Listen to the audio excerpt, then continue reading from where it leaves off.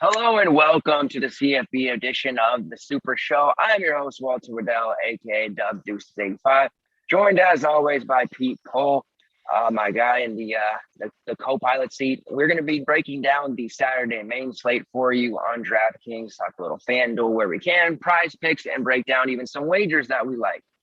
Lots going on, still grinding through MLB and WNBA. There's some NFL going on today, Dallas and Tampa, and a lot of you guys are watching that and grinding through that. We have a CFB slate tomorrow, which we covered yesterday, CFL, all kinds of stuff, Pete. Another big weekend ahead. I know you're trying to save your energy this time so you don't burn out this weekend. Lots going on. How you feeling? Good. Until my monitor just decided to shit out on me. Now it's back. So I don't know. I must have kicked something. Good. This is the exciting best time of the year, right? NFL starts tonight.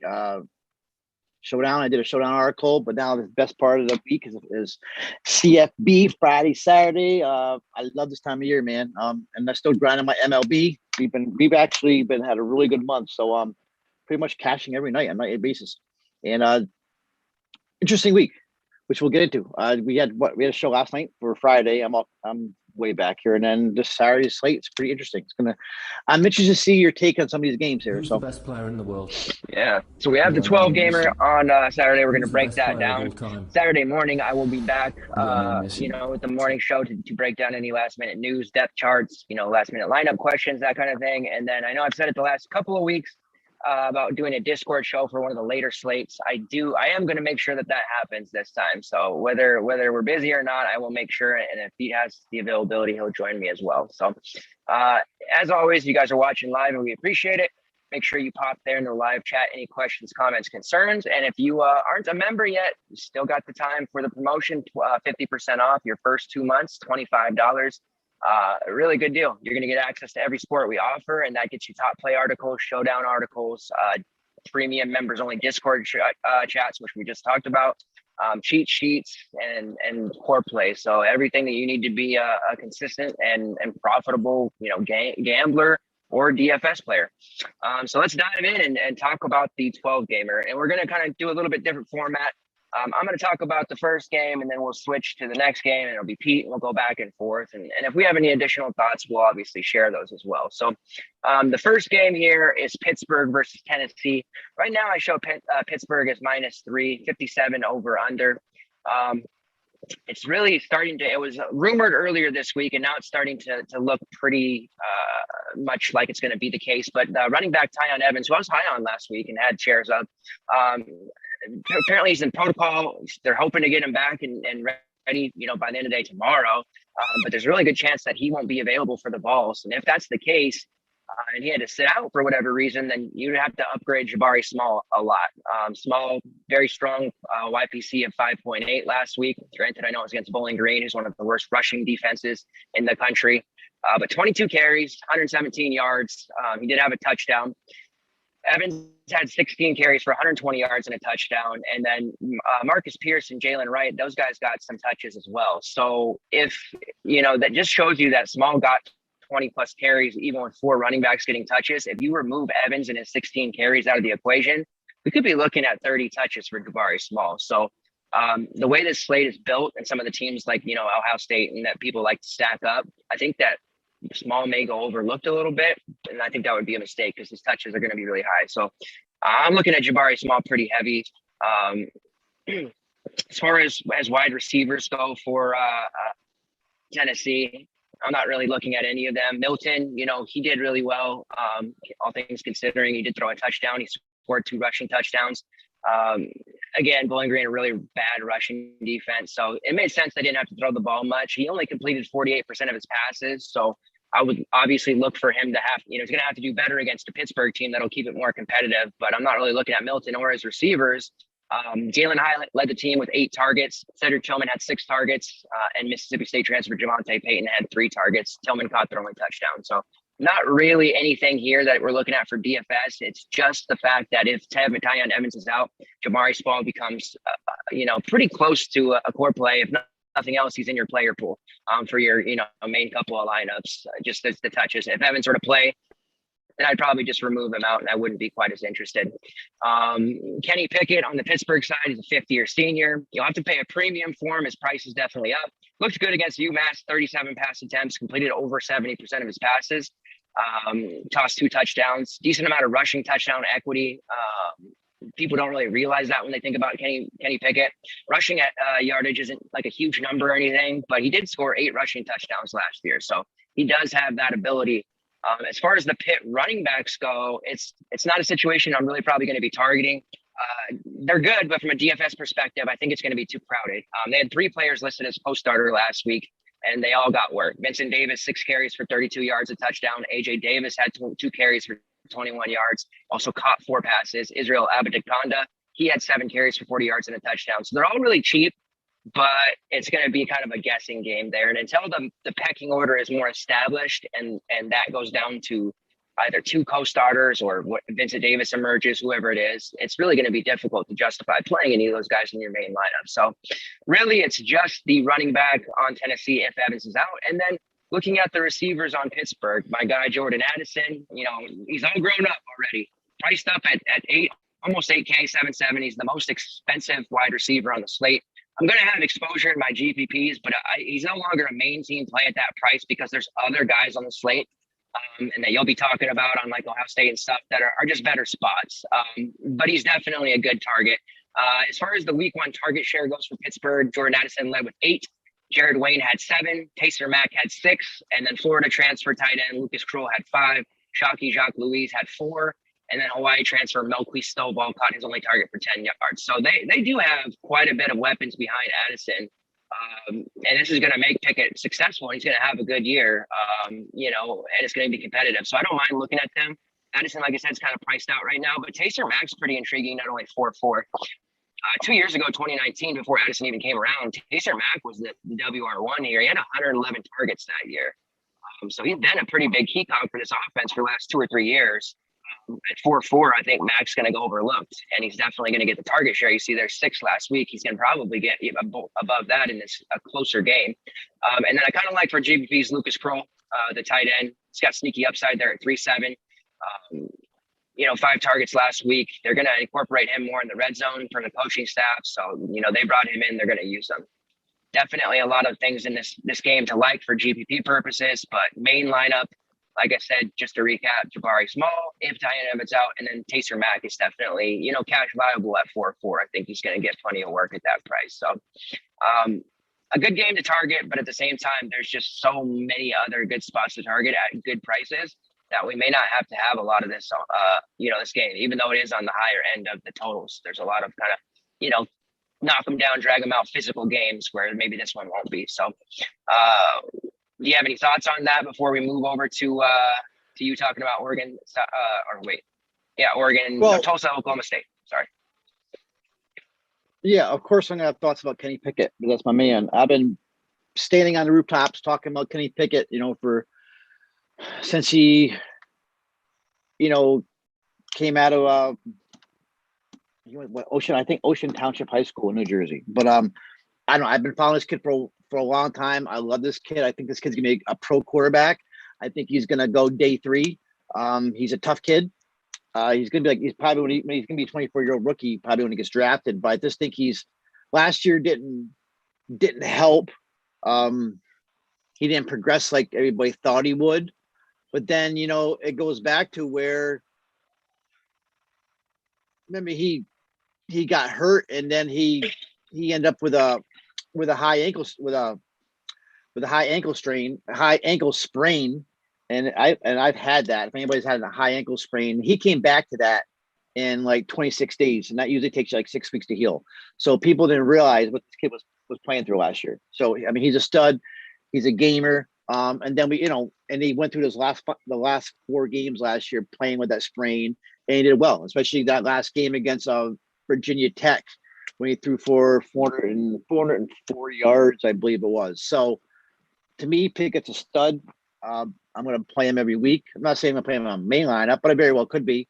But I think he's a real deal. I think he's actually going to end up being a real decent pro quarterback. Out of all the quarterbacks in college football right now, I think he probably is the one guy I think that could be a potential starter in the NFL. So that's my annual rant on Kenny Pickett. And you know what else I'm kind of a little interested in? It just went as Shockey Jacqueline. Just because I'm just thinking maybe that Tennessee is covering Addison, and I saw it was last week they got him the ball 4 times in the running game and he caught 3 passes. So, it's a big GBP play, maybe just maybe a different little play. I think maybe a sleeper at 4K. So that's all I got in that game. And Tulsa, Oklahoma State. So first of all, it looks like Spencer Sanders is back. He is expected to make his debut. He cleared COVID protocols. Mike Gundy announced that earlier today. And he's saying that he looks good. He practiced well this week. But still always, I guess it does make you always think. I've dealt with it a lot, especially like at MLB, seeing these guys coming back from COVID, how well they're going to play and all that. But it's a good sign. So we got Oklahoma State 13-point favorite, 51 over under. Oklahoma State 31-75 implied. Tulsa 18-75. Tulsa actually got beat last week by UC Davis 19-17, which is not good. So there's really, you look at this game, there's really nobody I'm really looking at really on the Tulsa side. On the Oklahoma State side, let me see. Tulsa allowed 311 yards in the air, 8.6 YPA. But, I just see this kind of as a grinded out game. I don't see there's like no game breakers here I'm really looking at in this game. This is a new Oklahoma State team. There's no Chuba here no more. There's no Dylan Stoner. There's a lot of pieces that they got to replace here. So the main name people know is LD Brown. He's $6,100. GPP play probably only. He did play 52 of 79 snaps. But maybe I'm looking at possibly, I'm not a big LD Brown guy anyway, so I'm not paying 6-1. A little bit of interest in Jalen Warren at 4,100. Not too bad. He actually looked really good, I think, against Missouri State. And Oklahoma State, this offense is built to run. So, we saw Warren at Utah State. He was good. So we know, he can be a feature back. And in some ways, I feels like LD Brown was better off as a backup like he was to Chuba. So I don't mind a price of 4-1 in GPPs for Jalen Warren. Anybody else here? The receivers. Let me see. You got Green. What was he? 65 of 71 snaps. He had 8 targets. Tay Martin, 55 of 71 snaps. He had 10 targets. Out of both of them, I probably like Tay Martin, probably the most. Where'd Martin? I think he came out of Washington State, right? So I think he's the type of guy that can stretch it out. He had 6 catches under 70 yards, so which is a good week. And then now with Spencer Sanders back, it's maybe just going to help Tay Martin a little bit. So, Tay Martin. So I kind of like Tay Martin more than I like Green. Braden Johnson, I think, is a decent downfield threat for GBPs at 4K. GBP only. And then I've heard a lot of talk about Presley, but to me, Brendan Presley is nothing but a WR4. So to this game, I don't have much interest, honestly, in this game. On Oklahoma State side, it's a grind out game. Now Tulsa, let me see. We got they're obviously going to want to run, but you got some. You got some receivers here. At some decent prices. You got Sam Crawford's at 3-4. That's cheap. We got Juan Carlos Santana. We used him a bit last year at 3-2. He's cheap, and those 2 guys played like 95% of the snaps last week. So. And Keon Stokes, 7 targets. He's only 4-9. So pretty much, you got a bunch of cheap plays here. But if you need cheapy, I think you could probably do a lot worse than some of these guys, especially in GBPs. You're gonna get some action, especially when these guys are getting 95% of the snaps. And then the running back between Prince and Shamari Brooks. Let me see. Prince out-snap Brooks. He had 14 touches, 151. Brooks was 10 for 80. So I'm not paying 6.2 for Deneric Prince, though. Deneric Prince. If anything, I mean, I guess Shamari Brooks at 3.8 is a play. I mean, he touched the ball 10 times, got 80 yards. So to me, this is a grinded out game. It seems like a lot of these games in this slate is a bunch of grinded out games. Let's show a lot of the games I have. But I don't have much interest. Maybe some of these wide receivers and some GBPs. Like if I got to fill a spot, I have no problem going to a guy like a Sammy Crawford for 3.4 or a Santana for 3.2. So at the end of the day, there's no like main lineup plays here, in my opinion. I don't mind Spencer Sanders, but we're not sure we're getting a guy out of him yet. And possibly, you may not even see him take all the snaps. So GBP game only for all these guys, and that's it. Because I don't think LB Brown is a great running back. And if anything, I'm looking at I just drew blank on the other running back, on Jalen Warren. So that's it. Yeah, and they're still giving carries to Des Jackson, and it's not really a good situation to target. I do like Tay Martin, but unfortunately they priced him up. You see he had 10 targets last week. Bryson Green had 8, Brendan Presley 7, and Braden Johnson 5. So those are the top 4 guys that get targets. They'll obviously look better with Sanders, but they priced Tay Martin up to damn near $7K. So kind of a hard price to justify. I know he looked good, scored a lot of points, but people are going to chase that. That's fine by me. I just, there's much better spots to target, which we will unearth here. South Carolina versus ECU. I have South Carolina currently at -2, -2.5 on some books, 57 over under. An interesting game to target here. So for South Carolina, Coach Satterfield said that Luke Doty is extremely close to starting again. It's actually listed as a co-starter this week. And as of this morning, he was moved up to probable. So co-starting was Zeb Nolan. But at the end of the day, if Doty's going to be well enough to play, he's going to play. Nolan, performed admirably. He's a grad coach, assistant coach, but he had some, collegiate, years left, I guess. So he did well. He threw 4 touchdowns last week against Eastern Illinois. Didn't throw for very many yards, but he got the job done. But like I said, this is Doty's team. So unless an injury flares up or something else, Nolan's not going to really play.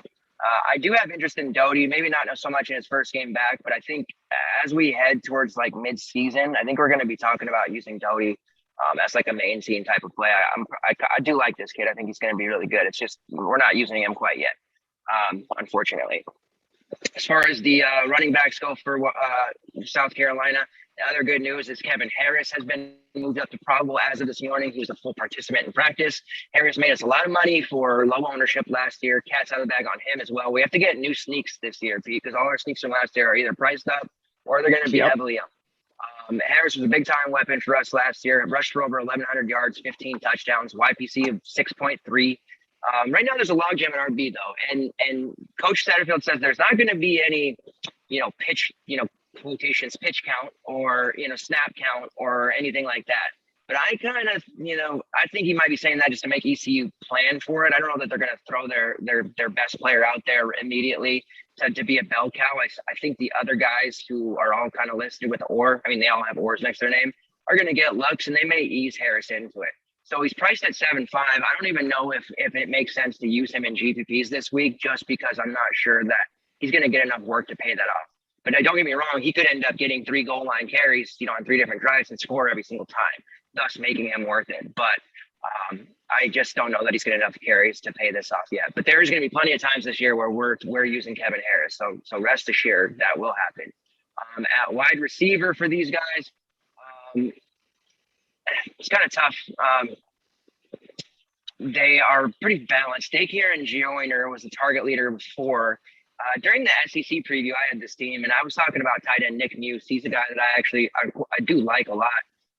And he caught a touchdown last week, and he looked pretty good. He's going to be a big factor in the red zone as well. A lot of these tight ends, you can identify they are. So I kind of like Muse, maybe as a GPP type of guy, look that we're not necessarily going to be paying, for him in our main, but he is only 4.1. We know he's going to get targets. He's going to get, a touchdown equity there, but there is so many other cheap guys that he might get lost in the shuffle. Pricing somewhat tougher, I guess, overall in the slate. There's some priced up guys, but if you do some digging, you will find some value. So Muse is a good like value play when we really, really are strapped for value. Don't need to use him, but I wouldn't be surprised to see him pay off that 4-1 tag here. Josh Van caught a touchdown as a starter last week, but he was only targeted 2 times. So not a lot of guys to target for the South Carolina team right now, other than maybe my dude Muse and then maybe a little bit of Joyner. But really, it's just waiting for Harris and Doty to get fully healthy before we attack.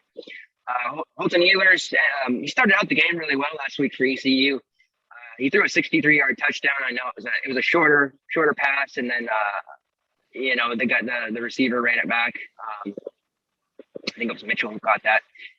But still, it was a good way to start for him. They eventually lost 33-19. The last 3 quarters, he really didn't do a whole lot, but he started out hot. And I think he's somebody that people aren't going to be looking to again, but he still makes sense to me as a GPP guy. He threw the ball 40 times, so he's going to be getting that volume.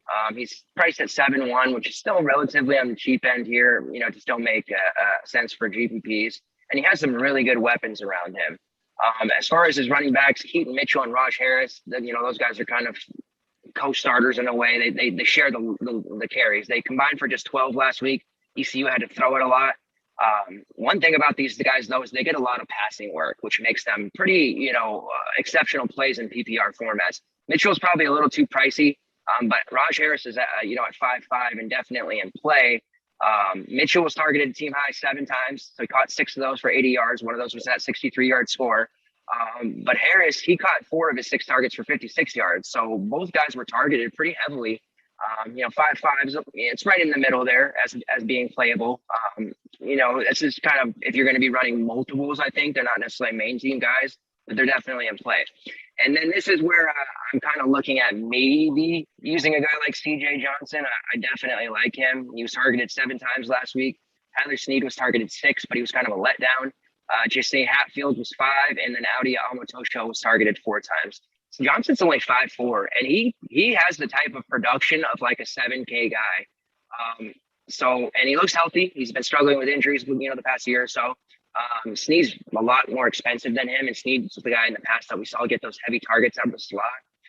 But 6.5 is way too high. I would much rather pay down, 1.1K for CJ Johnson. And I think people are going to be overlooking him as well.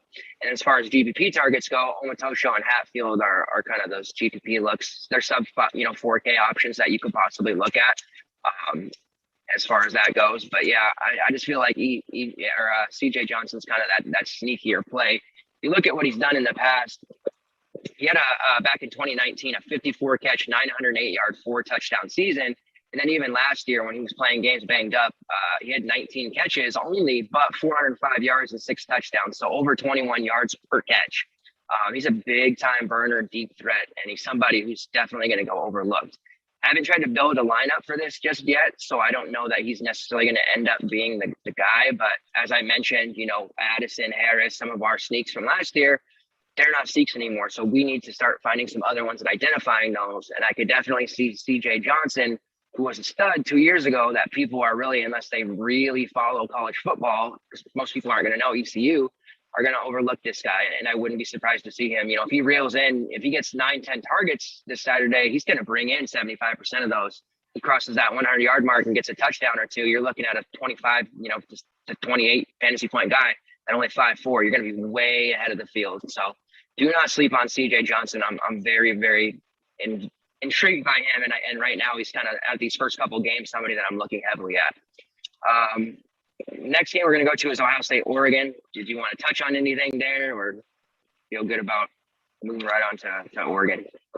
The only thing I was going to say is I have some interest in Holton Ehlers for ECU.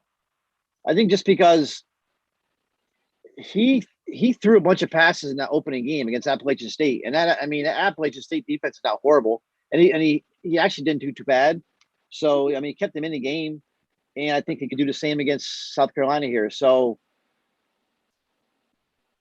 and he's not, what you're getting out of him. So I actually like Ehlers kind of as maybe even a main GPP play at 7-1. I like that price.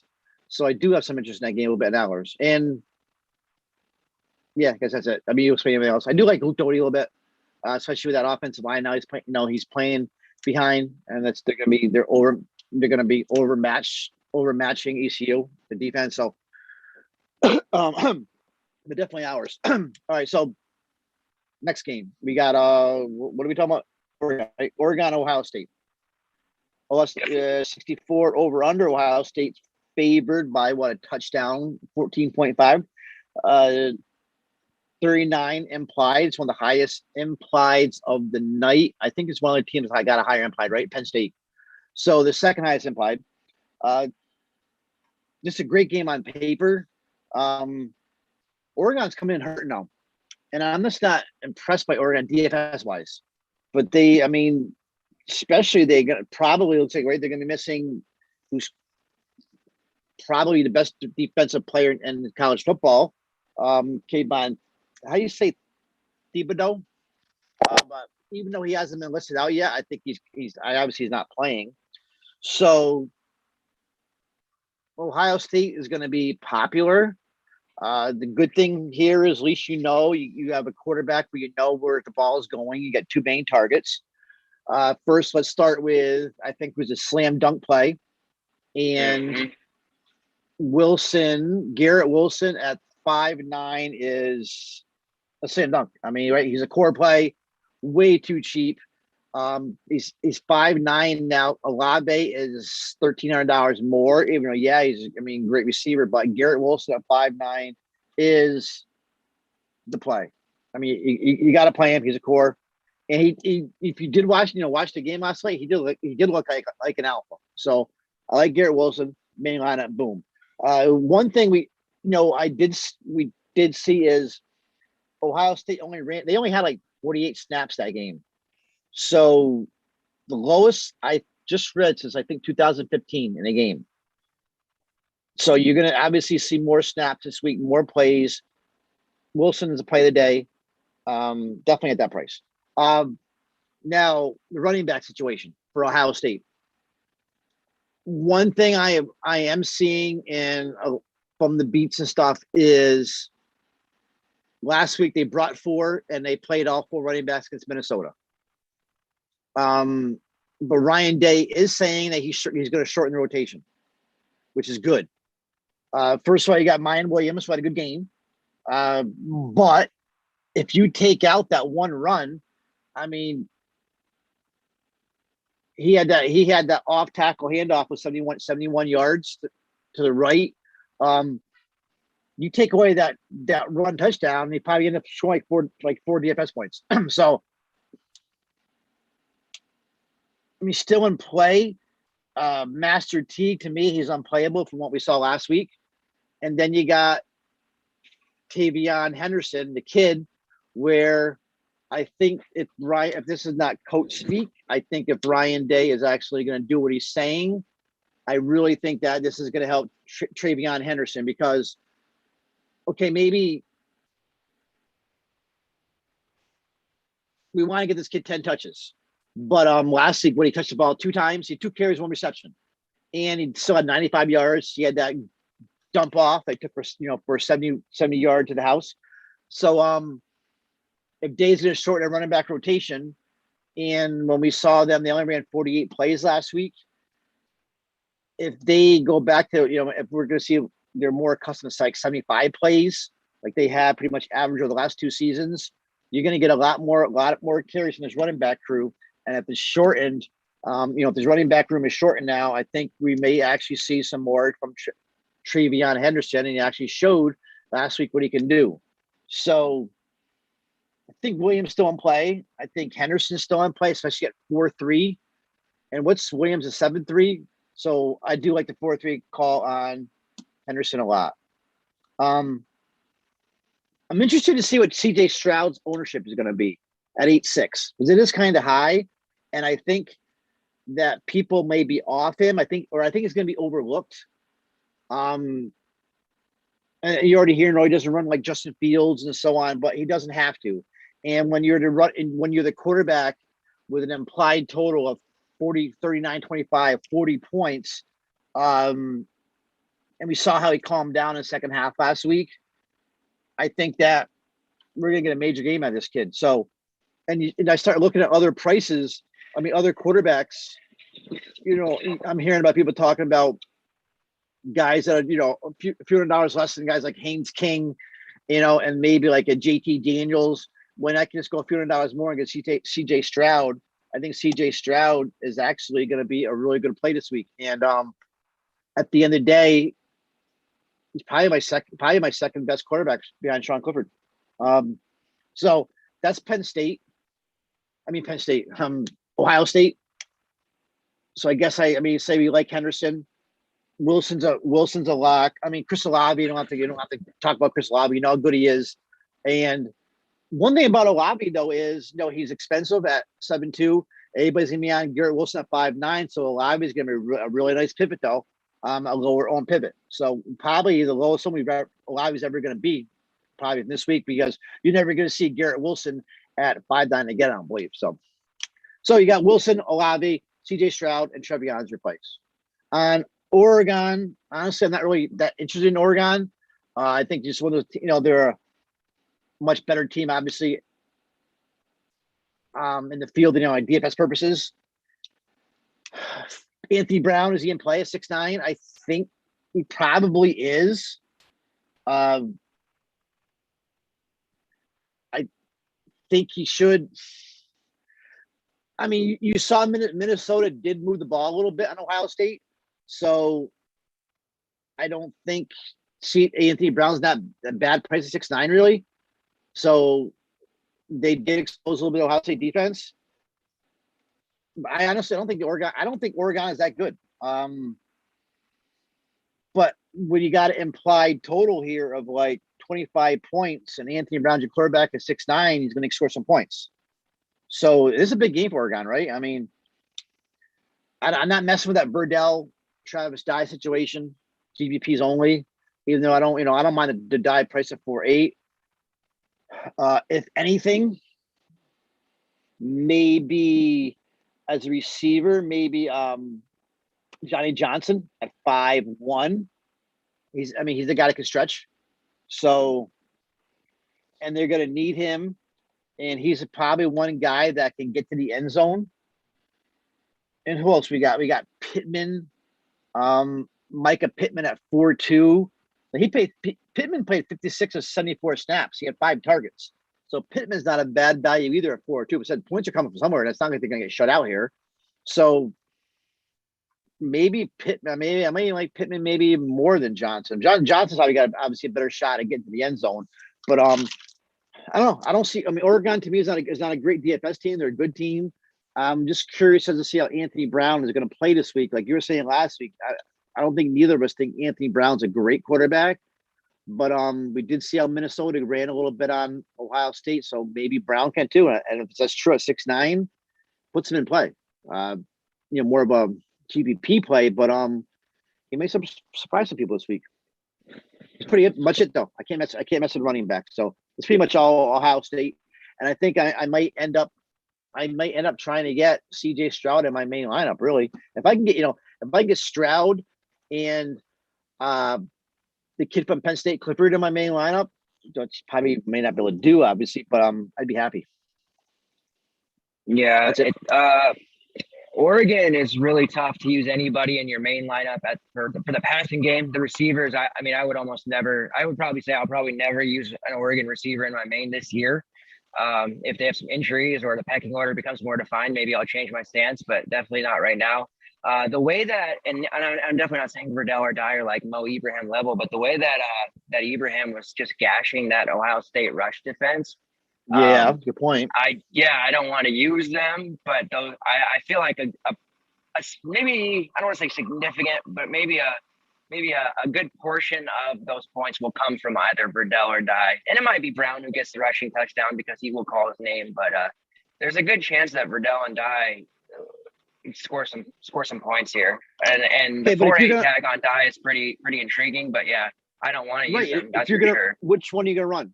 If you're gonna make a GPP and you're gonna run one Oregon runner, is it gonna be Dye? Is the price?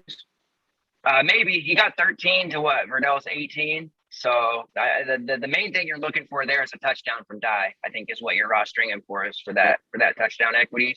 Whereas the volume is going to come for Verdell, right? But yeah, it's probably all GPP. But I think we're going to be targeting running backs against Ohio State a lot this year. Granted, it was 1 week sample. I think that's going to be something that develops, but we'll have to see. Otherwise, yeah, Oregon guys are tough. And that Wilson play is a dodo brain price. I mean, it wasn't as if he did bad. He had what, 5 catches for 80 yards and a touchdown. He was targeted 11 times last week. So there was, out of 21 targets in the passing game, he had 11.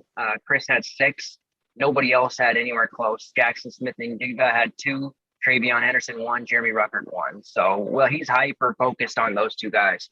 So yeah, don't even try to get cute. Just plug Wilson in, like you said, and move on. So, but I don't mind the Stroud play. There was people saying he had the shoulder pain or whatever, but I that's probably just bullshit. I mean, he's fine. He's gonna play. So, all right, next game we're gonna talk about here. Excuse me. Where am I? Florida and USF. Didn't really. It made sense because we were switching off and on. I didn't really want to talk about this game, but once I dug into it, there was some place. I have Oregon minus 29. 58 over under. There was some attempts by the media to cause a QB controversy, but Dan Mullen wasn't having any of that. He said Emory Jones is our guy, and will continue to be the QB for now. The reason he said that, I think the media guys, Gators offense was pretty stagnant at times. You know, they were up 14-0 at halftime, a lot of stalled drives. We kind of talked about this for Florida, or at least I did, and I think you were on board with it. But we thought Emory, he's known as a runner. He may struggle as a passer. Completed 17 of 27, which isn't horrible. 113 yards, a touchdown, but he threw 2 picks, and his reads were not great. It almost seemed like he panicked. He looked like a guy who hadn't started a game before, but it disappoints you because he's been in the program for a while and behind Trask. So you would like to see him play better. He did rush 10 times for 74 yards. That's to be expected if you roster a guy like Emory Jones. But the backup there, Mr. AK-47, Anthony Richardson, he came into the game and he gave him a spark. Rushed 7 times for 160 yards and a score, and he only completed 3 of his passes for 40 yards. I think if he could pass at all, he really can. He's the worst passer than Emory, at least right now. That's what everyone says. He would probably have taken that starting job by the balls right away from Emory Jones. I think Emory would be transferring right now if Richardson would throw, because Richardson is an amazing runner. It might come to the point where both of those guys end up getting plays or Richardson gets special packages. With that being said, I'm not paying $9K for Jones with the threat of Richardson taking snaps from him. And obviously, I'm not paying, 8. What is he, more than Stroud, I think, as for a backup. So the quarterback situation here, we're not playing anyone from Florida. Some GPP sections, maybe. But that's just way too high price for Emory. And it's because of the rushing upside. He could still pay it off if he scores a couple touchdowns, but that's not dealing with it. If anything, I'm going to look through the running backs, I think, for Florida, right? Malik Davis and Damian Pierce, they're kind of splitting. Davis had 14 carries for 104 yards and a touchdown. He's kind of that main runner. And Damian Pierce had 6 rushes for 31 yards and 2 touchdowns. So he's getting kind of that goal line work. The big thing for Pierce, though, is he was also active in the passing game. He caught all 5 of his targets for 25 yards. Not a ton of yards, but he's scoring touchdowns. He's racking up PPR points. It's kind of a decent price too. I think people are probably going to overlook him a little bit, because there's much more glamorous running backs, and we know from last year the Florida running backs, they weren't super great. They were a bit frustrating at times. So I know he's 6K, which is going to cause people to not look at him. Davis is 5'6", but I think for GPP purposes, and they're going to stomp on USF, I think Pierce is going to get a lot of touches, enough to that he should pay off this 6K price. So I like him. Davis is fine. I think they're both in play. Probably won't end up in a main lineup, but they're 2 guys that I actually, once I dug into this team a little more, I felt pretty good about. Target share for the receivers is very spread out after Pierce. We saw 6-year senior Rick Wills. He caught 4 of his 5 targets for 34 yards and a score. Trent Whittemore was targeted 4 times. Justin Shorter caught all 4 of his targets, but he only had 11 yards. Jacob Copeland only caught 1 of his passes for 15 yards out of 3 targets. So there was, it stands to reason if the QBs, Emory and Richardson, wherever they're going to run, struggle to pass, and the receivers aren't really going to be in play. There are some GPP targets here. I think Wells is kind of interesting, or Whittemore, who's both in that low 4K range. Shorter, somebody who I would expect to really step up and become the guy, or maybe Copeland. They were on the team last year, and they were in that kind of higher powered offense with Kyle Pitts. But I don't think we can touch anybody on the receiver wise in our main. It's really just Damian Pierce and Malik Davis, and I'd certainly like them to be cheaper, but they're still sometimes 6K feels more expensive than it is, at least right now, because we're getting all these freebies tomorrow. But as we get to the middle of the season and pricing comes tighter, 6K is really not that expensive for a guy who's, getting 18 plus touches. For USF, it's a complete disaster. QB, I'm not touching Cade Ford. And Timmy McClain came in. They combined for 3 interceptions. So I'm not going to waste your guys' time talking about QB for USF. That's no fly zone. Running back is a log jam. They've got Colorado transfer Jaron Mangum was a sneaky touchdown guy in Colorado. It's kind of a nice 3K play once in a while. Had 5 carries for 26 yards, and he led the team. So that's pretty scary when that 26 carries leads the team. There's a 45-0 blowout loss to the back. Brian, Petit, Kelly Joyner, Darian Felix, they're all on a running back. I guess just they're all going to share or they're going to ride the hot hand. It's definitely a committee, so I'm not looking there. Xavier Weaver for wide receiver led the team in targets. He had 10, so that's interesting, but he only caught 2. He's a burner for what everyone says. His 2 catches went for 73 yards. So that, to me, I didn't watch the game, but that tells me that, a lot of his balls were uncatchable. They probably overthrew him.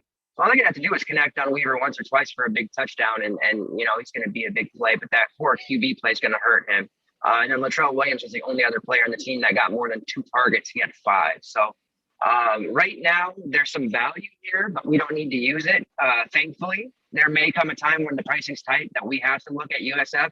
Let's all hope that day doesn't come anytime soon. So that's it for that game. Just only a little bit that I'm really excited about. And it sounds like it's what happened last week. As we worked through the slate, we weren't that high on anyone. It was kind of man. And then as we hit the midpoint to the later part of the slate, we started taking stances on guys and really, hey, this is who we're playing. And it's going to happen again. This very next game I'm about to talk to, I'm heavy on some guys. So, and we're about to talk about Syracuse and your DeVito guys. So let's hear what you got to say about them. Yeah, I've been excited to talk about this, and it's cool actually talking about Syracuse and the competitive game. So, Rutgers Syracuse. Yeah, we got a 52 over under. Rutgers. I mean, it's a pick 'em game in my eyes. I think what I got Rutgers maybe 2.5 points favorite. Rutgers beat Temple last week, beat them big. 64-14. I think it was. Syracuse beat Ohio big 29-9. I think this game's a crapshoot, and maybe different from a lot of people, maybe just because I'm a fanboy, but I think that this game is going to be competitive. And I think both quarterbacks actually may be okay for DFS purposes.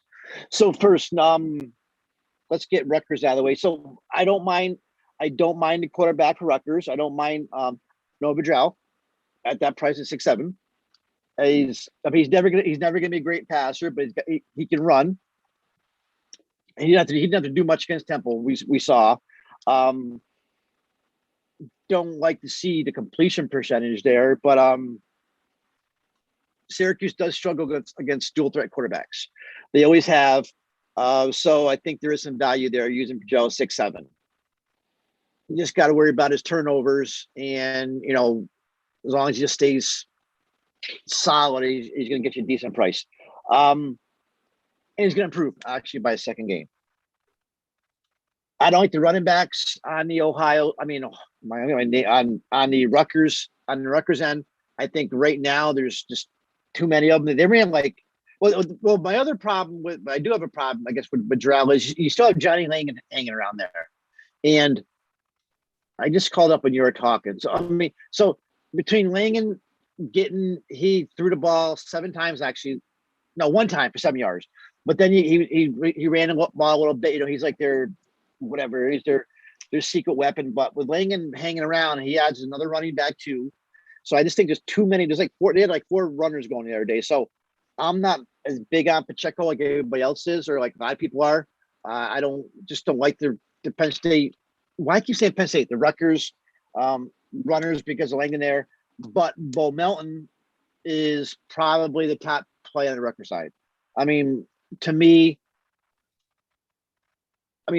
Bo Melton he's a stud. I mean, I think Bo Melton's a really good receiver, and he's better. It seems like he's been around forever. I think he's a legitimate NFL prospect. He makes plays.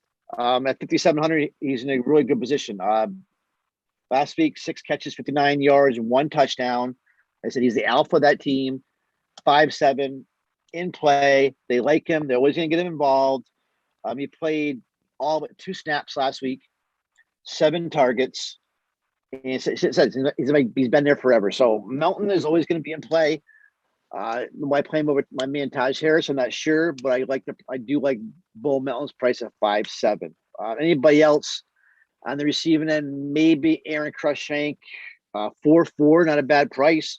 I mean, he had 7 targets last week, 62 snaps he played. So that's not a bad pivot for Melton if you're playing GVPs. So and definitely Crushank could take one to the house, really. So, but Melton's probably your top play on the Rutgers side, and I don't mind Bedrell as long as they keep Johnny Langan from doing some crazy business, you know what I mean, and getting involved in the game and all that. Syracuse. So first of all, starting with, if you remember, I think we had this conversation about exactly a year ago. Remember I was calling as Tommy DeVito as being a play? I can't remember what game it was, but I was all telling DeVito, and I think he was on his ass most of the game. But once again, this is Rutgers. And I keep going back to, back to when I remember him beating Florida State. I remember that game-winning touchdown pass when in the second overtime, and he beat UNC back in 2018. So I keep trying to convince myself that Tommy DeVito has got some kind of talent. And if there's going to be a game this year, even though last week, though, where DeVito isn't playing DFS, it probably is tomorrow.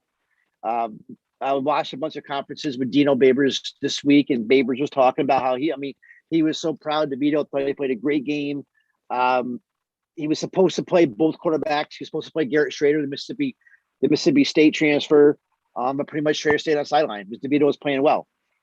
He was throwing a ball. He had a really good game, and the stat line is not it's unremarkable. He was 11 for 17, 92 yards, 49 rushing, a touchdown, but he never really gave Ohio the opportunity to bail out their offense. And they Syracuse leaned pretty much on a heavy dose of, run pass options with DeVito and then Sean Tucker. So I think DeVito, though, is in play in this game. And first goes to Taj Harris. Taj Harris at 5'1", to me, is the biggest misprice of the slate, beside Garrett Wilson. And the box score doesn't show it, but last week DeVito and Taj Harris were inches away from 2 different scoring strikes.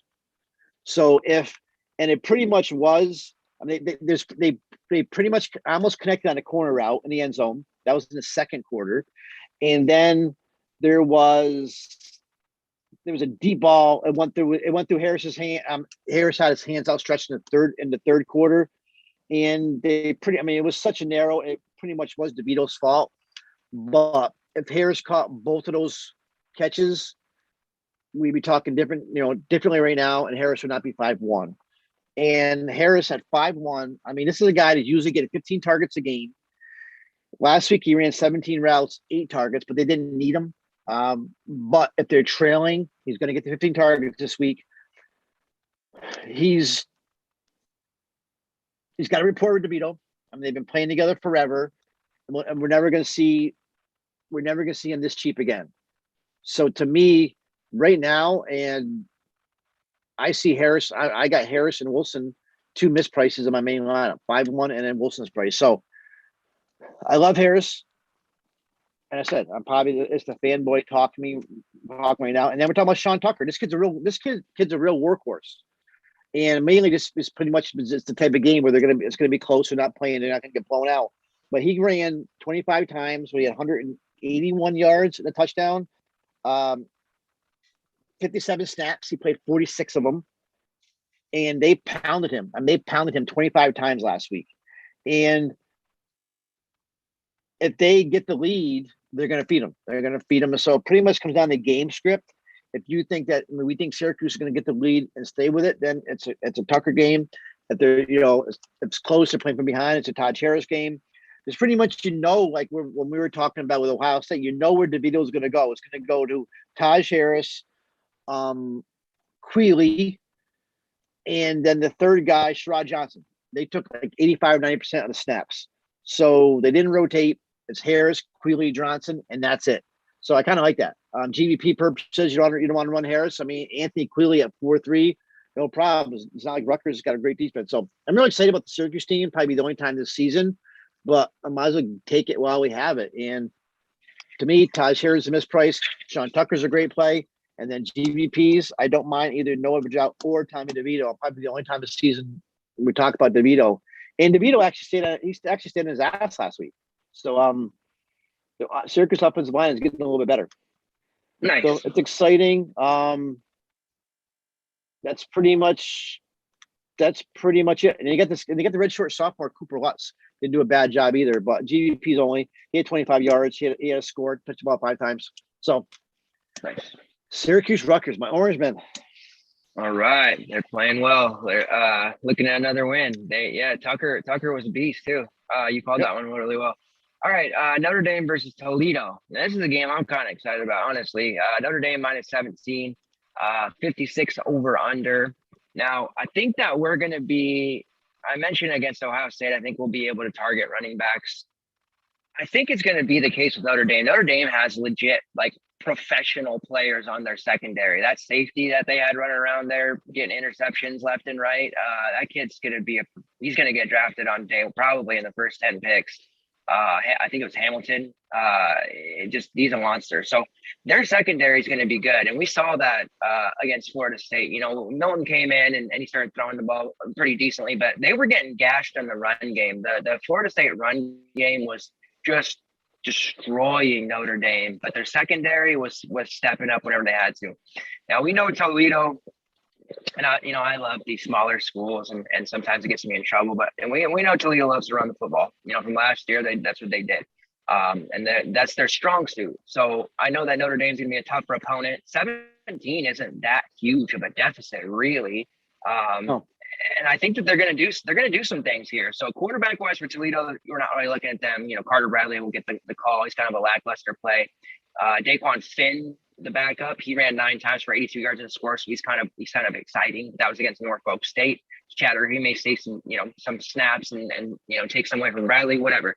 But we're really looking at stud of all studs, Bryant Koback, who normally on a max slate was a 9K player. We're getting him a little cheap here. Let's go back in our time machines and go back to Sunday when Florida State played Notre Dame.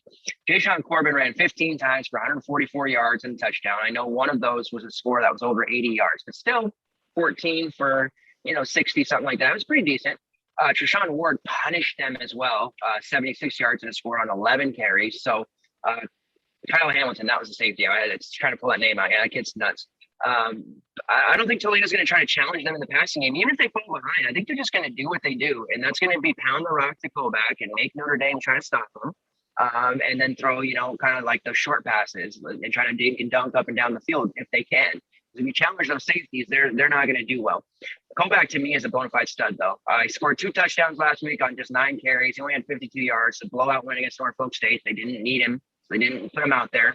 Kovacs rushed for over 2,600 yards in 3 years prior to the season, 36 total touchdowns. Just a huge weapon, man. He kind of profile similar to the way Corbin runs, but better. Maybe I shouldn't say way better, but definitely better. And this is, like I said, this may be a play that gets me into trouble because I think Kovac's going to do some damage and nobody's going to be on him. He's 6'5", so the price for him is good. Like I said, during the max slates last year, he was upwards of almost 9K. He did have 3 catches for 35 yards, so he will do damage in the passing game as well, and kind of just take whatever the Notre Dame defense gives them. Their RB2 this year is Micah Kelly. He's kind of got GPP intrigue at 3.5, so I don't mind him either. They're just because they're going to be running the ball a lot, even if they fall behind. I'm really not worried about that. The receiving guys I'm not looking at, but the names to really know would be Denzel McKinley-Lewis, Devin Maddox, and Isaiah Winstead. So those are the 3, Toledo guys that will be targeted, but it's all about back here in this game for me. As I'm building my lineup, I may decide that, it's a little too risky, but I don't know, man. I think he's good enough to do damage against a team like Notre Dame, especially after we just saw Corbin and Ward do. On the Notre Dame side, they're going to be a fun defensive target. or a DFS target. I mean, Jack Cohn, you know, what a hell of a debut there, man. I did not expect to see that from him, but kudos to him. Leading the team to that 41-38 win. 75% of his passes completed. So 35 pass attempts to complete 75%. That's strong. And he threw for 366 yards and 4 touchdowns. Did have the interception there, but you can look the other way on that. I just didn't expect it. And, you know, 30 plus fantasy points, he's technically in play here. I know his price is upwards of 9K. You would have told me 2 years ago, hey, you might consider paying this guy, you know, paying 9K for this guy. I would have told you that, you know, to pass whatever drugs you're using, because there'd be no way. But against Toledo, he's in play. You know, MAC teams are pretty known for pushing the pace and kind of running wacky, zany plays and whatever. And it seems like Notre Dame's going to embrace this faster pace style. They did it against FSU a bit and keep their foot on the gas pedal and score touchdowns. So I wouldn't be surprised to see him throw for 300 plus and 3 touchdowns, something like that again. You may not need him at his price tag, but I think he's got a safe floor. Kieran Williams, love him. Last week, him and, you know, Tyree were pretty heavily involved in the rushing attack. Tyron took 18 carries for only 42 yards. FSU did a good job there, but he caught 6 passes for 83 yards and a touchdown. So, you know, Kieran, you know, he's going to get it done one way or another, come hell or high water. He's either going to get it on the ground or he's going to get it in the air. Tyree had 4 catches. He only generated 31 yards and 7 carries, but he did have a rushing touchdown. So I think those two are going to have much sexier numbers this week. You know, they're facing a defense that shouldn't be able to really necessarily shut them down.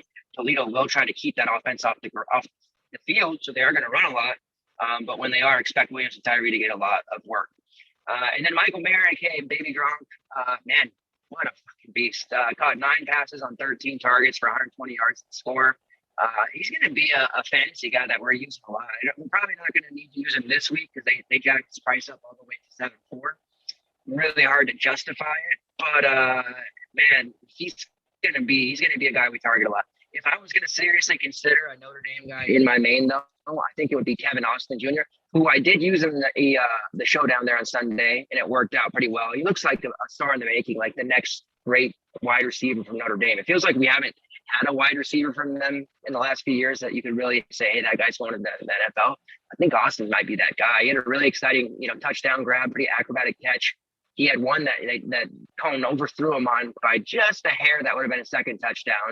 And then there was another one that he could have caught that he would have taken too. So he caught 4 of his 7 targets for 91 yards. He's a big time player. I like him. I like him better than Braden Lenzy. I kind of liked him heading into that game better than Lenzy. Lenzy was targeted 4 times. Joe Wilkins brought in one of his targets for 23 yards and a touchdown. So yeah, if you're going to target at Notre Dame, you know, I think Austin's the guy. He's sub 6K. Mayer is a good GPP target. And then Kieran Williams, anytime you can afford a luxury like him, you know, you definitely want to do that because he's going to be getting a lot of touches, you know, 20 plus touches. 7.3, again, it feels like a high price because we're getting all these freebies tomorrow, but 7.3 is really not that much for a running back like him that's going to get, you know, 20 to 22 carries in the ground and then be targeted anywhere from 3 to 7 times a game in the passing game. So I don't mind using him at all. He's definitely a good play. Tyree's even play at 5-1. You know, I might run some GPP lineups where I just kind of rotate these backs in and out. And Tyree's a guy you don't want to sleep on because he could very well get 2 or 3 touchdowns and blow that price out of the water. So I like this game probably more than I should. I just feel like Kovac has a shot at a big game at low ownership. So I'll be writing the article and I'll release it probably early tomorrow. So, you know, as I digest and watch some of this football game and the WNBA game that's about to start, I'll think about it more and maybe come to my senses. But as of right now, I like Kovac a lot. So you got any opinions on this Notre Dame game? Because I think it's going to be a good DFS target, but people are going to naturally overlook it because Penn State and Ball State's one that people are talking about. I mean, obviously, you've brought up Penn State 3 times already. You must have them on your brain. And then, you know, there's a couple other targets like Texas A&M stuff. So I think people are going to overlook this game overall. Definitely. And definitely, I think the one play that's going to maybe differentiate us from other people, other sites are talking is Kovac is not getting the talk like he should. People are saying that they'll just go to their $800 and go to Williams. They're not going to pay $600 at Kovac. They think that's too much money. Notre Dame's too good. I agree with you. I think Kovac's a stud. And Michael Mayer, I think, great game. I just think that I'm not going to pay that much for a tight end. Yeah. I think it's, you know, GBP play. And so I pretty much agree with everything you said. So yeah, good call. All right, next All game. right. This is one of the boring ones, I think. UAB Georgia. So we got a 45 over under. Georgia 24.5 point favorite, 35 implied. UAB 10.5 implied. And I think 10.5 points is actually being pretty nice to UAB. I can see a bit possible shutout here. Blowout game, and can UAB even score?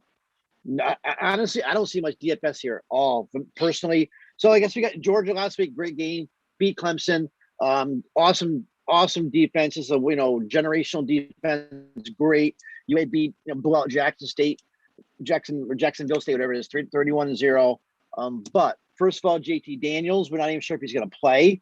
The latest I see, he's dealing with, I think it's a oblique strain. His status is definitely in question. It looks like Carson Beck is going to get the call if Daniels doesn't play. It looks like this is actually going to be a real game time decision. And he's real. I mean, what I see, he's truly day to day here. So, running backs, Georgia, they love to stretch their running backs, man. I'm going back and forth on Zamir White. 7-7, I think, is too much for White. I mean, okay, they didn't do much against Clemson, but that's expected. It was a tough Clemson defense. He did pick up 74 yards and 13 carries. If he could do that against Clemson, he should be able to do that against UAB. But I don't think he's getting more than 15 touches, right? So White's the only borderline DFS play to me personally. I'm not messing with James Cook. I'm not messing with these receivers. To me, I just think the Georgia receivers honestly are a mess. I mean, I'm not messing with Burton at 6'7". Definitely, I'm not paying 5'6" or 6'5" for Rosemead, Jack Saint, whatever his name is. I'm not paying. Maybe Brock Bowers. He's probably the best of them all. I'm at 3.6. So I don't see any DFS purpose here at all in this game, except for possibly Zamir White. On the UAB side, unless I'm wrong, and speak up if you see anybody. Do you see anybody on the UAB side that's even, if you're multi-entering? I mean, we've seen Tyler Johnson. Last week I was all over Dwayne McBride. I thought McBride and Jermaine Brown are both great plays, but it's also against Jacksonville State. So against Georgia, I don't see one play here where I would actually say this is a good play, right? No, I mean, it would be cool if people wanted to chase Shropshire or something at 4-9 because he went off. But yeah, they had a good game. There's just no way. I wouldn't. That would be I'd hope, because we just saw what will end up being a world-class offense. I was hoping Clemson would be on the slate, but they're playing kind of a low-end team. Because I was hoping that people would be like, well, Clemson, they're no good now, and write it off. But I don't think people realize Georgia's defense is super elite. Like, they're probably the best defense in the country. Clemson's offense is going to be paying the bills for us a lot. So if they're an offense that can't score many points against Georgia, there's a chance UAB doesn't score at all. So no, I don't see any upside for GBs. I don't see, unless Georgia just overlooks them and they take their foot off the gas, which I think they're disciplined enough to not do. There's no upside here for any of them. Like I said, I would just hope maybe some more casual players would see that price of 4.9 on trade, Shropshire, and say, oh, this guy's getting heavily targets and waste the rust as well on him. But no, if you're watching the show or you're a YFC member, there's no reason to take UAB guys at all. So, all right, I guess we'll move on to the next game. Cal versus TCU. I got TCU minus 11.5. I do. This is one of the bets that I like. Cal plus 11.5 seems pretty strong to me. 48 over and under. Cal's offense looked like the first quarter against Nevada. They looked like they were going to be really good. Like, oh shoot, this team's going to be good for the Pac-12. And then the next three quarters, they just fell on their face. So this is another team that people are going to overlook on this slate. And I still like Chase Garbers. He's only 6'4". I think you and I might be the only guys that provide content in this college football industry that like him. And I'm fine with that. He still has, sneaky dual threat ability. He's rushed for over 700 yards in his career, 7 touchdowns. He's thrown for over 4,200 yards. So he still is a capable scorer, and he could get some rushing scores. So the TCU, we don't know what's expected in their defense. They kind of played just an okay team. So I like him. He's in the mix for me as a QB2 at that price. Like if I need to save a little bit of money and I'm not going to go the 4 running back route, which it doesn't seem as good on this slate, the 4 running back like it did last week. So I'm probably going back to 2 QBs this week just for transparency. I could see Garber's being a solid QB2 at that 6.4 price and pay that off. He doesn't need to do a whole lot to pay it off. And he's got a really good thing going for his receivers that I'm going to talk about here in a second. So I like him. The defense on Cal is good enough too to keep things close, and Chase will have to do just enough to throw and connect a few times, maybe get a rushing score and pay that off. Still a little bit of question marks at the running back position. Christopher Brown, I know I think he changed his name or something, but he took 3 carries for 25 yards, kind of bringing him along slowly. There's hopes that he can get back to that 2009 form where he rushed for nearly 1,000 yards, 12 total touchdowns. But right now, until he does, Damian Moore, he got the most work out of there. 15 rushes, 79 yards and a score. It's a tad underpriced at 5.7 too. I think he's another guy that could wind up being kind of a sneaky overall option, and it's going to get a work. If the Cal offense can look like it did in that first quarter for all 4 quarters, they could put together a really nice game fantasy wise. And all of their guys are going to be less than 10% out, if that, probably less than 5%. So Damian Moore, Chase Garbers to me have sneaky upside, and higher than people think floor, I think, as well. As far as receivers go, Nico Remigio had a strong game. He had 10 targets, caught 7 of them, only 22 yards. So Garbers didn't really throw the ball deep. Nevada's secondary did a good job kind of keeping things in front of them. So even though he had 10 targets, he didn't generate a lot of yards. He did have a touchdown, but PPR wise, that's 7 and a touchdown that gets the job done. It's not that expensive, so I definitely think he's still a good play, and he's useful on DK. Kakoa Crawford had 3 targets. Trevon Clark had 5 targets. Both of them are sub 5K. So if you're running a GPP lineup, you don't trust Garbers and cash. That's totally fine. And GPP, pair up Garbers with one of Crawford, Clark, or even Nico.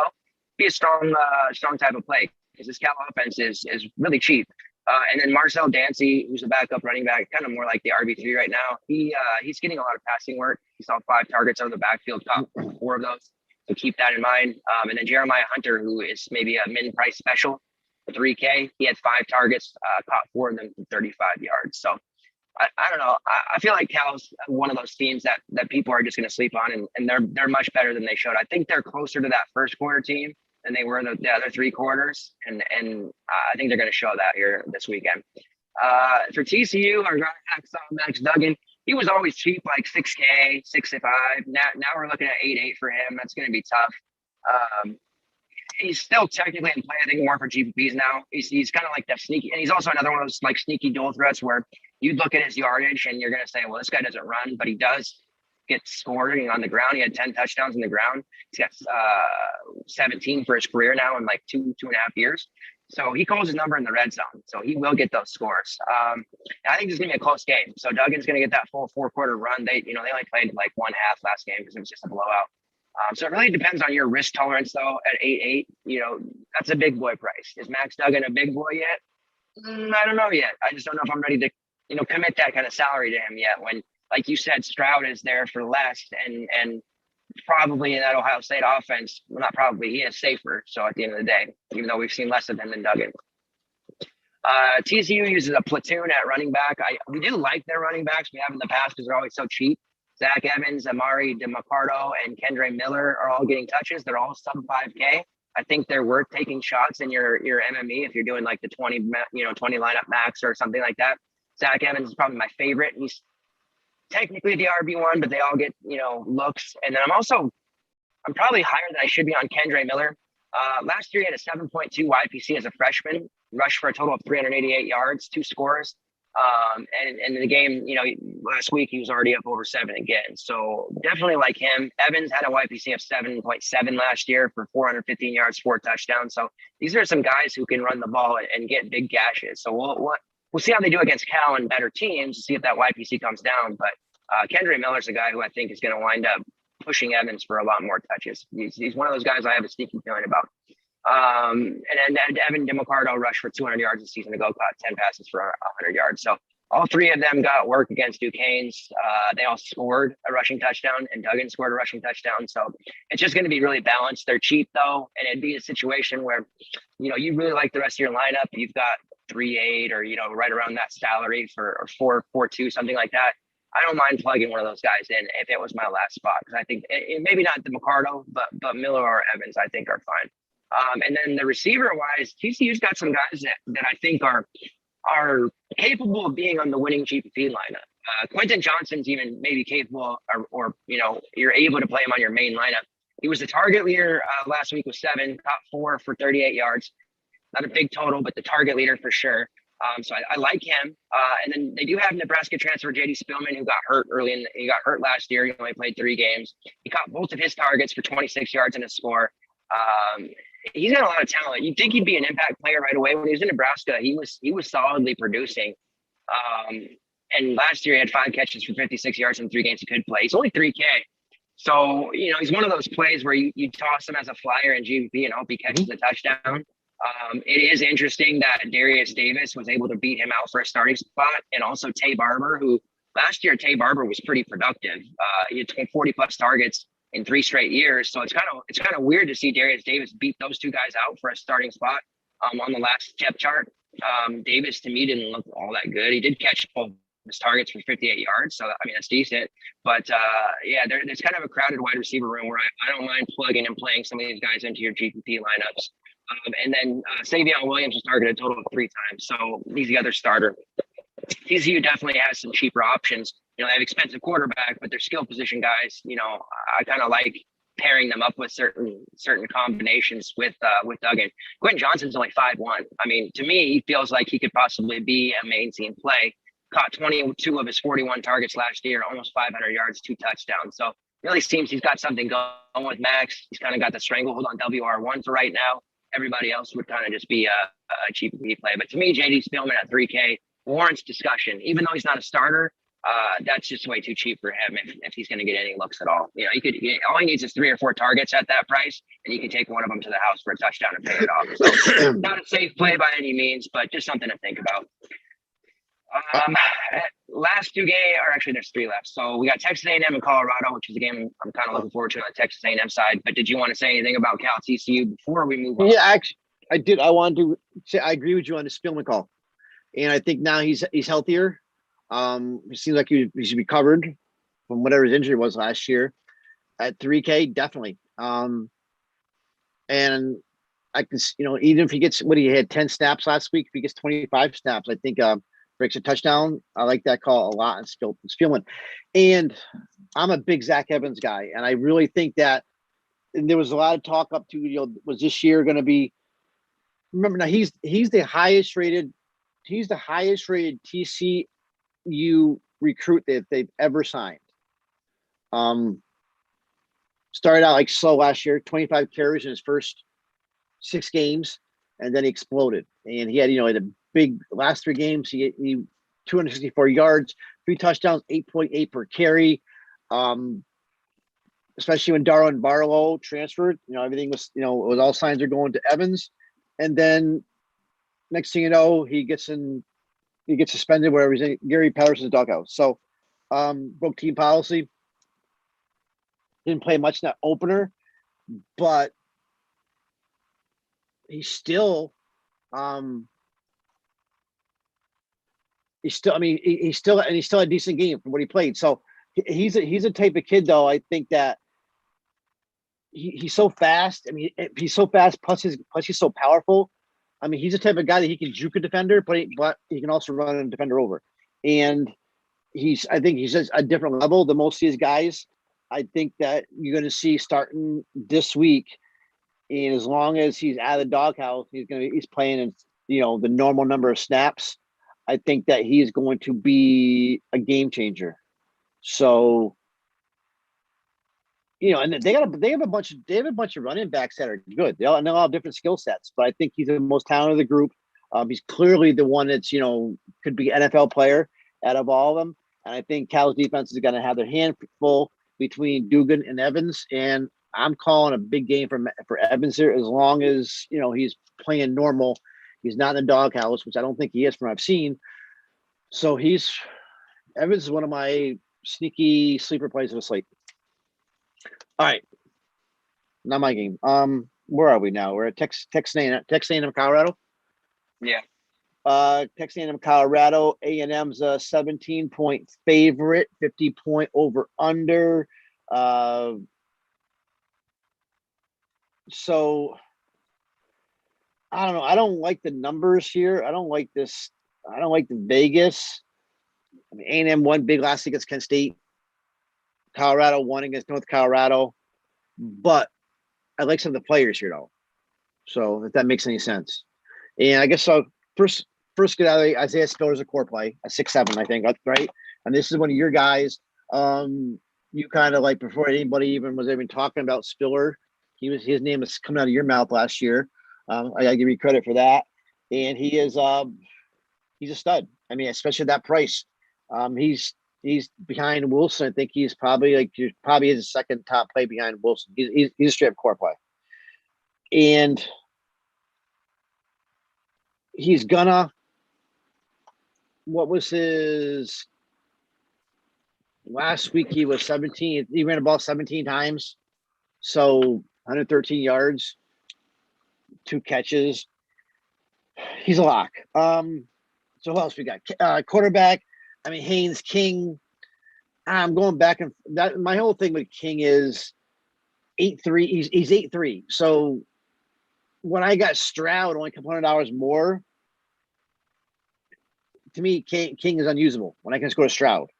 And A&M plays so slow. Colorado likes to run the ball. I don't have much interest in King. I'm seeing some people do, but I really don't. Receivers, I think I like Jalen Weidermeyer at 5K. I could see Weidermeyer though actually having a good game. And then Aiyana Smith is the alpha. He's the alpha of the team. Last week, 8 catches, 100 yards for a touchdown. But I think 7-6 is a little bit high for Smith. So me personally, I'm on Spiller, and that's it for like main cash type lineups. And Aiyana Smith is more of a GPP play. I'm not going to pay that price. And I like Weidemeyer as a sneaky play. On the other side, Colorado. I mean, we all know about Broussard. I think Broussard's a stud. I mean, a 7K though. He's high price, but he can be a game changer, and he's going to be low owned at that price. I think 7K is a little high from what other runners we're seeing. I mean, I guess a little high. But if we do keep it close, it's going to be because they're on the ground and because of Broussard and Fontenot. So Fontenot at 4.8 is kind of a sneaky play also, right? And last week, Broussard 15 touches, 50 carries, 94, and then Fontenot. Why can't I find Fontenot? 8 for 40, ran about 8 times. So, both great runners, but also going back to the same thing. If they're keeping it close, that means Brandon Lewis at 5'9". Because Brandon Lewis can run. I like Brandon Lewis, and we said that last week. And then we saw what he did. He won. I do think he can run, and I think he's going to get a little bit of rushing by him also. So, if this game stays close, that means Brandon Lewis is doing something, and that means last week he ran about 8 times for 44 yards, same as Fontenot. So, if they keeping it close, that means Broussard and Brandon Lewis are having decent games. And at 5'9", Brandon Lewis is very intriguing as a quarterback to me. At the end of the day, though, of course, Spiller, don't talk about it, but I'm seeing high projections for Haynes King. I don't see King getting projections where I'm seeing. I don't think he's maybe not, but I'm taking Stroud. If I'm at the right price, I'm taking Stroud and just being done with it. But Spiller's your play here in cash by far. Yeah. And King, he threw 3 interceptions against Kent State, and they're going to Colorado, where I know it's kind of chintzy to say and cliched, but the air's thinner there, and sometimes people struggle. He's Texas kid, and he's going to Colorado, so he may struggle. I mean, they may end up just having to run the ball a lot. I don't know. He's okay. I don't like him at that price at all. No, exactly.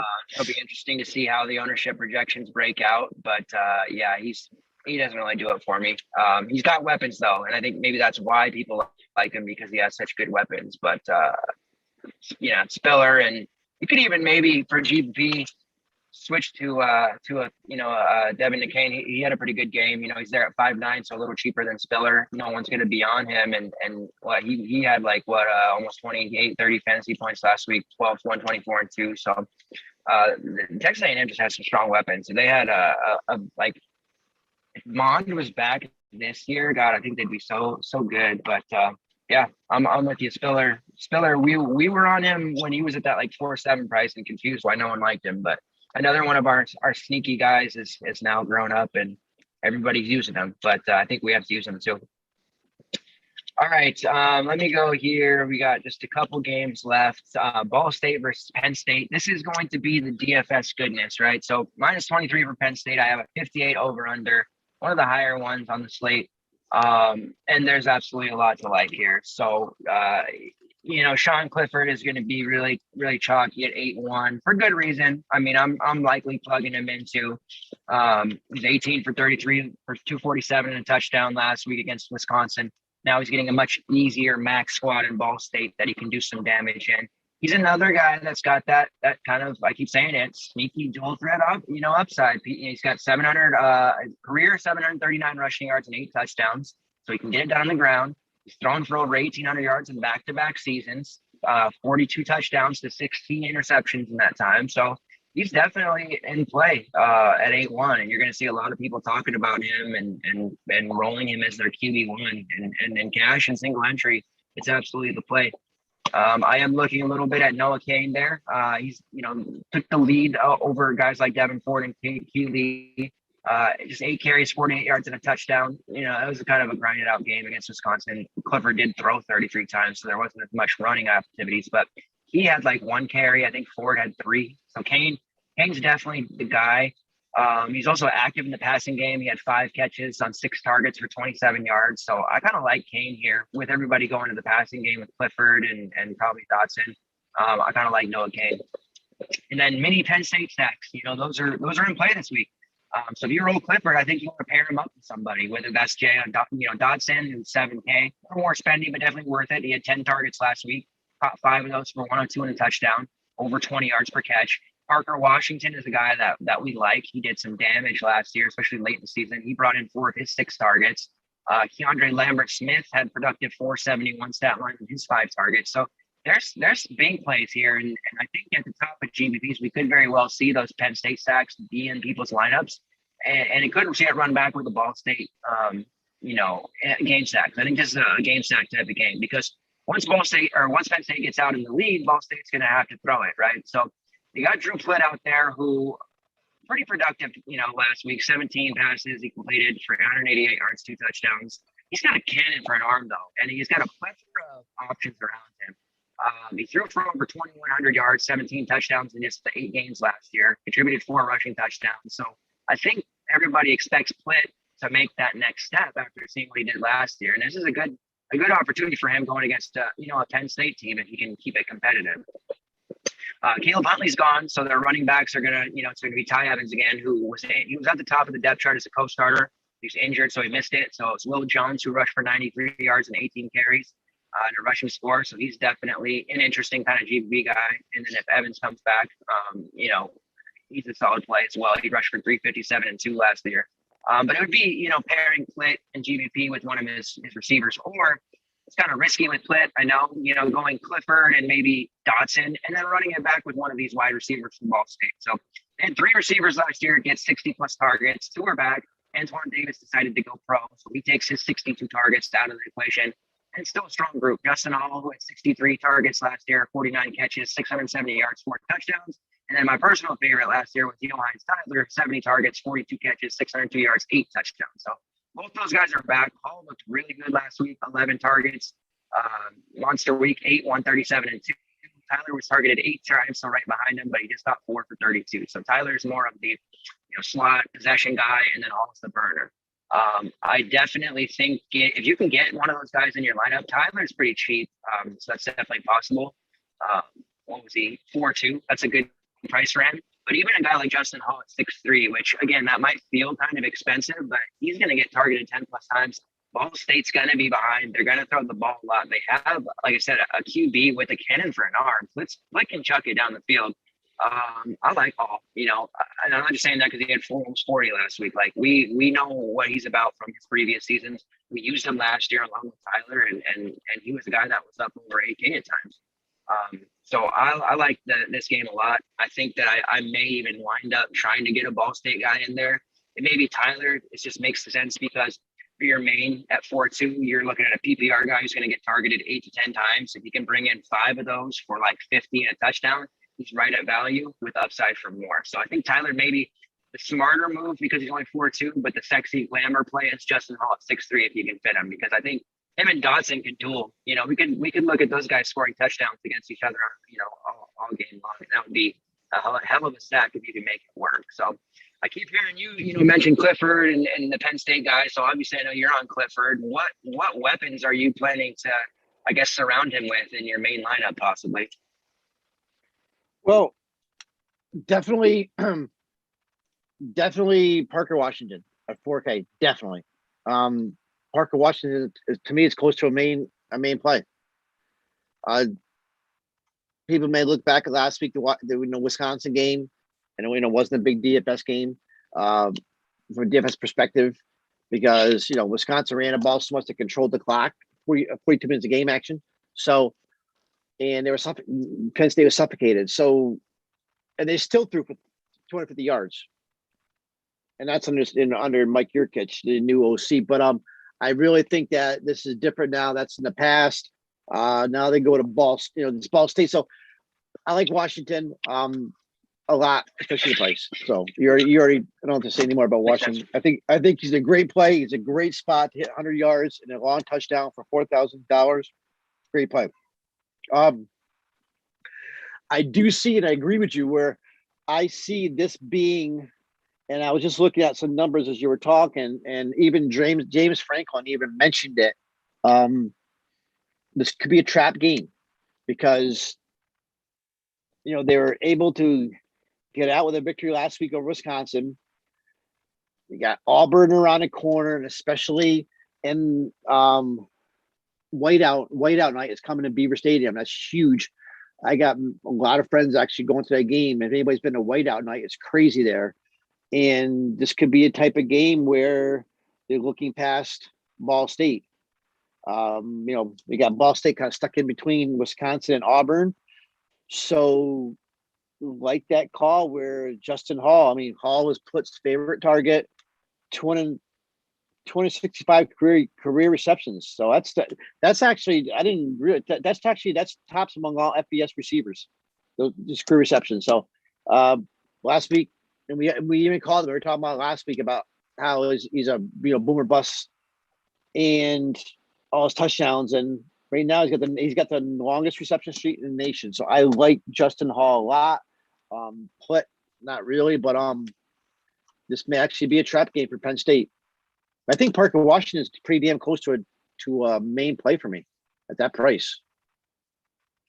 I like that price. You could honestly, because like I said, if you want to pair a Ball State wide receiver, the glamorous one would be Holland Dodson, but you could actually do Washington, like you said, and then do Johannes Tyler at 4-2, and you've got the two kind of high catch guys who are going to get targets and spend 8-2 for two receivers that may combine for 30 plus fantasy points. So something to think about. Definitely, there's definite routes to go because Tyler is a high targeted guy too that people are not going to be looking at. And I have a feeling like Saturday he'll have 20, and everybody like, well, why didn't we play Tyler? You know what I mean? So just something to think about. There's a lot to target. All right, we got one game left here.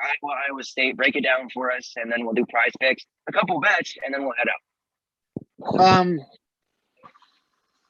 Same thing on this as we were talking before. Iowa State. Great game, real life game. DFS, not much. You got 46 over under, man. You got, Iowa State from 25 points, Iowa 20 points. Iowa won big. Indiana, Iowa State got lucky against Northern Iowa last week. Loaded defenses here. Iowa did look good against Indiana, I think. But to me, it's all about, call my numbers up. My damn screen keeps going to me, this is all about Breece Hall. And will we ever see Breece Hall at 8K? I don't remember the last time we saw Breece Hall at 8K.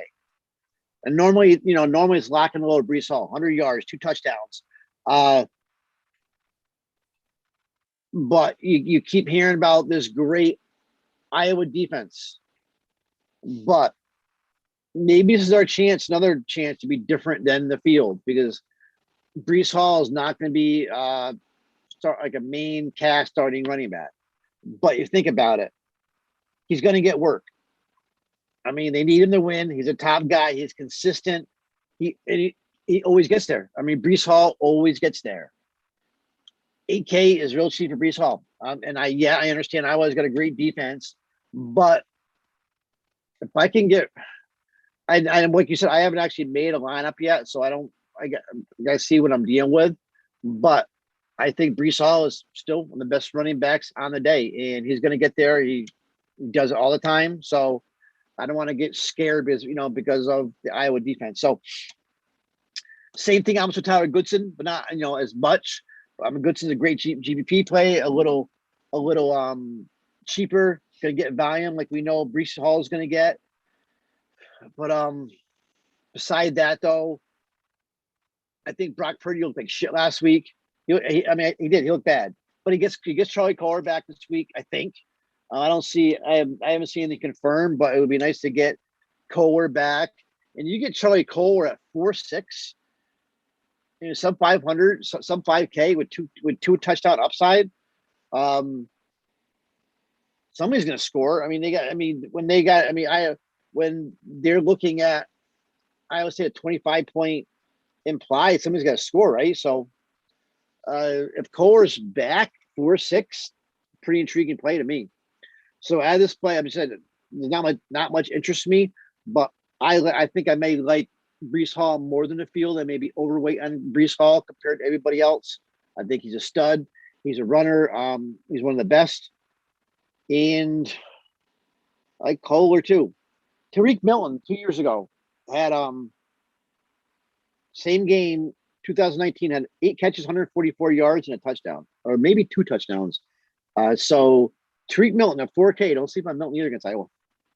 But this Breece Hall, I think, is going to surprise a lot of people, and I think that he may end up at the end of the day as one of the highest fantasy point runner, and in most yards, because if he's as good as we all think and we all know, Iowa's defense is not going to stop him.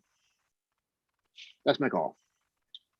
Yeah, I don't mind it. I mean, he's down 1K from last week. He had a pretty bad game for his standards. Right. 3 YPC, 23 carries for only 69 yards. Still got a touchdown, still had 4 catches. But, he's definitely, and it's a rivalry game. Guys step up for these type of games. Mm-hmm. So I could see it.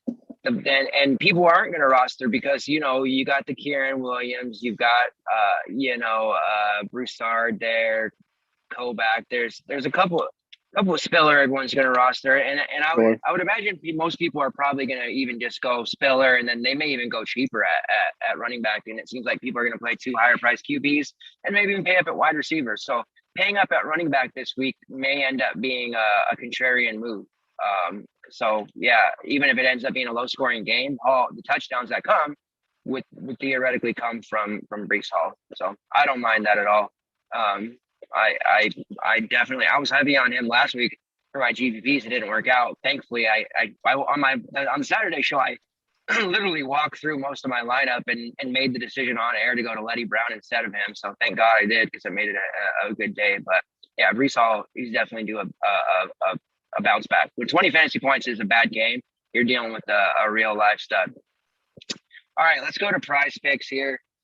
There's quite a bit to process. Some of tomorrow's games are in the way there, but the first ones that kind of stood out to me, I guess. Let me pull it back up here now. I lost it. Jalen Hyatt under 67.5. I just don't think that Tennessee passing game is going to generate too many 70-yard receivers right now. I think they're going to run the ball. And then Garrett Wilson's receptions are set at 5, which is right about what he had last week. I think he goes over this week and hits 6, 7, 8, something like that. Are there any sticking out to you Tomorrow's games are in the front, and then the later games are behind, so it's in the middle. Just help you out there. Yeah, I'm going. Sean Clifford over 232.5. Do we have any Taj Harris? I'm looking for any Taj Harris. I got a feeling he's gonna be under. I don't see him. I wish it was like an index where you could like type somebody's name in here. I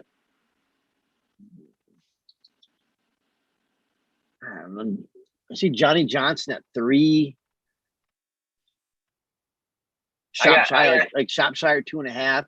He's gonna catch a couple balls, right? I mean, maybe they don't score, but maybe. Maybe not. Yeah. It's not on the slate because Cincinnati's playing Murray State, but Desmond Ritter's rushing yards are set at 44.5. That's probably my number one. I would go over on Desmond Ritter. That's probably going to be in the article, the number one play. Just saw that one. Probably over 2 touchdowns too, then, right? For Ritter? Yeah, probably. Yeah. He's right now it's at 2. Oh, okay. Yeah. Yeah, definitely. Whether it's passing or rushing, he's going to be doing some damage. Right.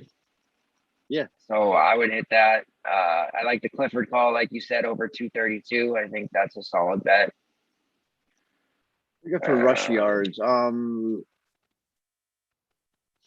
Man, what about Master Teague 39.5? He's just tough to talk. I was gonna say under, but you just never know, right?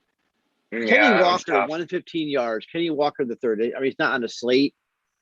You think Kenny Walker's 100-yard rusher every week? Maybe. I mean, shit. The way they gave him the usage and Wildcat carries and everything. Yeah, they sure did, right? Maybe he may be getting 200 every week. The way it's looking, that guy's got some crazy, usage. I don't know if that's going to continue, but if it does, holy moly, yeah, that's CBS nuts. Christian Bell Smith over. I would take over 81.5.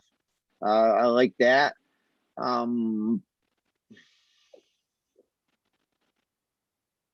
Beyond Robinson, Texas over 104.5. I think he's a 100-yard rusher every week.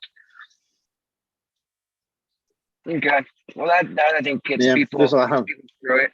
One more. Tower Batty, 71.5. Tower Batty over 71.5. That's my man. All right, cool. Yeah. What are they playing? Kentucky, right? Yep. Cool.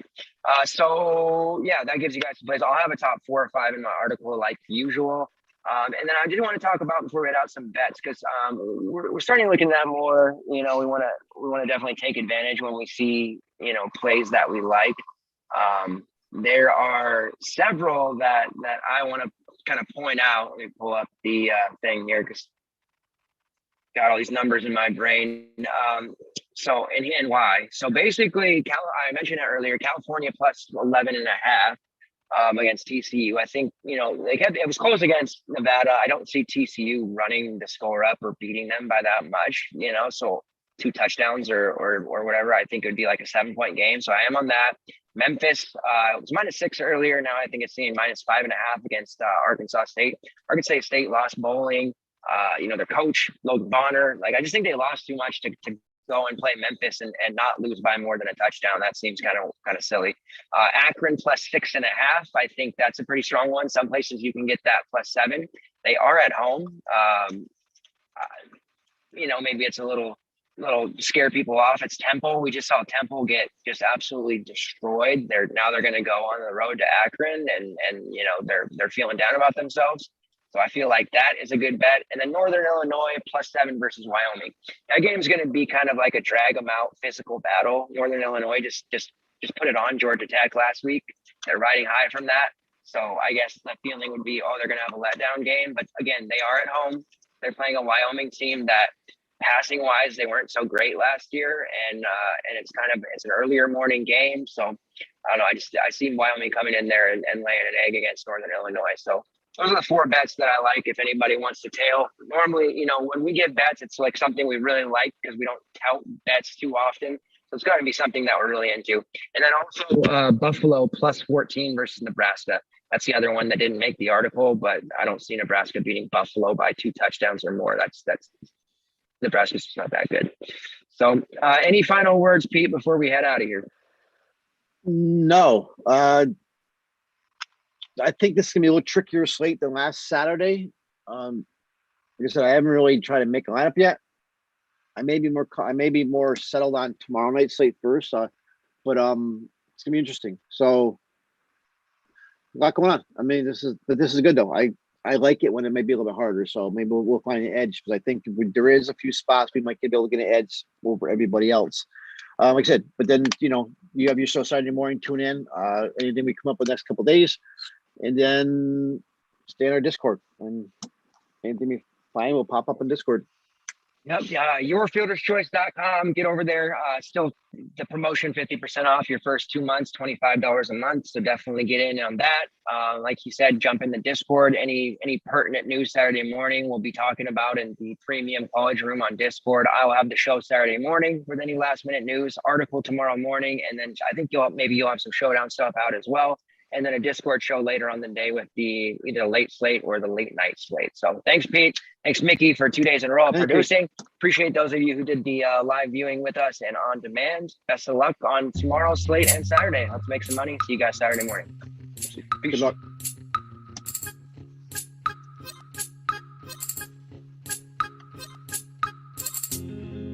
You know?